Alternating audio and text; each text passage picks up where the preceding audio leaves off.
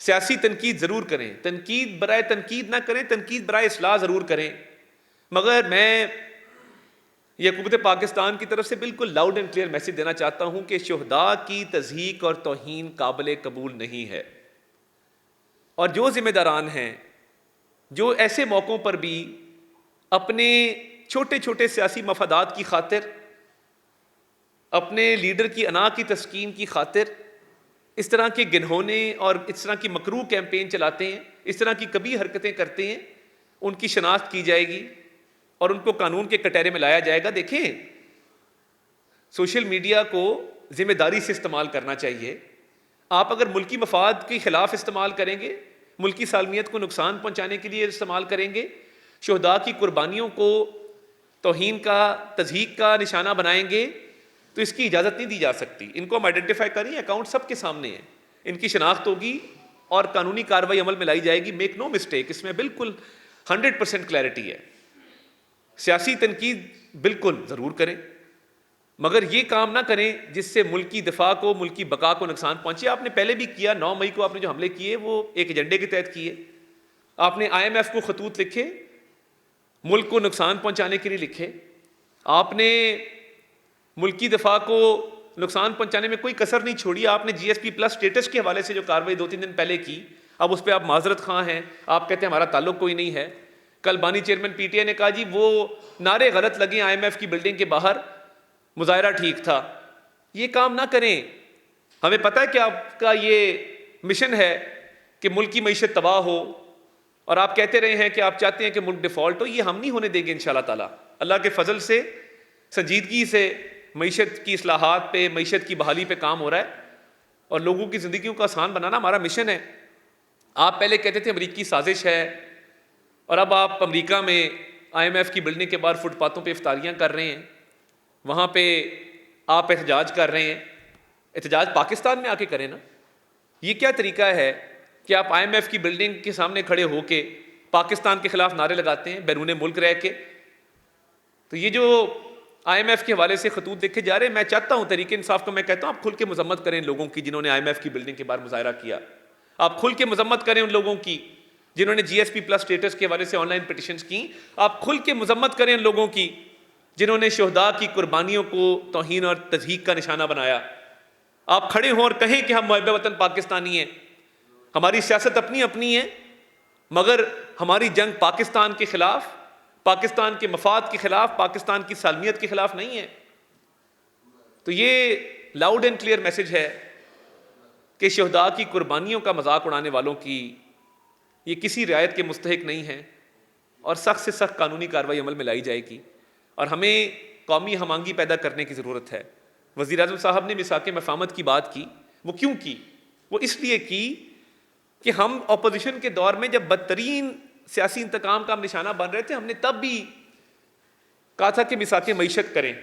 تب کی ہوتی تو آج حالات بہت بہتر ہوتے۔ تو ہم چاہتے ہیں کہ ہم آہنگی کے ساتھ اس ملک کو آگے لے کے چلیں، اتفاق سلوک کے ساتھ، اتحاد کے ساتھ اس ملک کو آگے لے کے چلیں، اور اس میں معیشت کی بحالی شامل ہے، اس میں عوام کے مسائل شامل ہیں۔ دیکھیں نا، اس میں پاکستان کا مفاد ہے، پاکستانی شہریوں کی زندگیوں کو بہتر کرنے کا معاملہ ہے، ان کی فلاح و بہبود کا معاملہ ہے۔ تو اس طرح کی چیزیں جو ملک پاکستان، اس کی سالمیت، اس کے دفاع کے خلاف ہیں، یہ ناقابل قبول ہیں۔ اس کی تمام سیاسی جماعتیں مذمت کریں اور آئیں مل بیٹھیں اور مل بیٹھ کے اس ملک کی معیشت کو ٹھیک کرنے میں اپنا کردار ادا کریں۔ فرق یہ ہے میرے بھائی کہ اس ملک میں لوگ پھانسیاں چڑھ گئے، جلا وطنیاں کاٹی، لوگوں نے اپنی جانوں کے نذرانے پیش کیے، قیدیں کاٹی، قلعے کاٹے۔ تنقید برائے اصلاح ضرور لوگوں نے کی، 9 مئی جیسے حملے کسی نے نہیں کیے، کسی شہید کا کسی نے مذاق نہیں اڑایا۔ فرق یہ ہے کہ ہمارا جو نعرہ تھا ووٹ کو عزت دو کا، وہ آپ کے سامنے ہے۔ ہم تو کہتے تھے نیوٹرلٹی آ جائے، اور وہ پھر میں رپیٹ نہیں کرنا چاہتا کہ اپریل میں کیا ہوا اور خان صاحب نے کیا کیا، مگر بات صرف اتنی ہے کہ کچھ لائنز کراس نہیں ہونی چاہیے۔ آزادی اظہار رائے کا حق موجود ہے، تنقید برائے اصلاح ضرور ہو سکتی ہے، مگر اگر شہیدوں کے خون کا مذاق اڑایا جائے گا، اس کی اجازت نہیں ہے۔ 9 مئی جیسے حملوں کی اجازت نہیں ہے۔ کسی اور سیاسی جماعت نے یہ نہیں کیا جو انہوں نے کیا۔ ہمارے ایک MP ہیں سلمان خالد بٹ صاحب، گجرانوالہ سے، قومی بٹ ان کو کہتے ہیں۔ ان کی والدہ دنیا سے جا چکی ہیں کیونکہ شہزاد اکبر کے کہنے پہ ان کے گھر ریڈ کیا کہتا وہ 9 مئی میں نہیں تھے میرے بھائی، نہ میں 9 مئی میں تھا کہ جب میرے گھر کا دروازہ توڑا گیا تھا رات کے 12 بجے، وہ صرف شہزاد اکبر کا آرڈر تھا. آج کہاں ہے شہزاد اکبر؟ کہنے کا مقصد صرف یہ ہے ہم نے واویلا نہیں کیا، ہم روئے نہیں، ہم نے صبر حوصلے کے ساتھ حالات کا مقابلہ کیا. شہباز شریف صاحب کی، نواز شریف صاحب کی والدہ کی میت پڑی تھی گھر میں، جواد الحسن صاحب کی کوٹ تھی نیب کوٹ نمبر 2 ادھر لاہور میں ہی موجود ہے. تو انہوں نے کہا کہ سر میری والدہ کی ڈیتھ ہو گئی ہے، مجھے گھر جانے دیا جائے، افسوس کرنے والے لوگ آ رہے ہیں. تو جج صاحب نے کہا تھا کہ جرا کر لیں ذرا. یہ جو ایک منظر پیش کیا جا رہا ہے نا مظلومیت کا، کائنڈلی تاریخ کو تھوڑا سا دیکھیں. اور یہ ماضی قریب کی بات کر رہا ہوں، میں 90 کی دہائی کی یا ضیاء الحق صاحب کے دور کی بات نہیں کر رہا. 2018 سے 22 تک جو ہوا ہے میں ریپیٹ نہیں کرنا چاہتا. ہم نے 9 مئی نہیں کیا تھا. ہاں جنہوں نے کیا ہے ان کو چاہیے تھا کہ گرفتاریاں دیتے. نواز شریف کی بیٹی کو اگر نواز شریف کے سامنے گرفتار کیا گیا ہے تو گرفتاری دی ہے نا. اس ڈر سے وہ باپ کو ملنا چھوڑا تو نہیں کہ میں گرفتار ہوں کہ میں کہیں اور نکل جاؤں، گھر پہ ریڈ ہو جائے.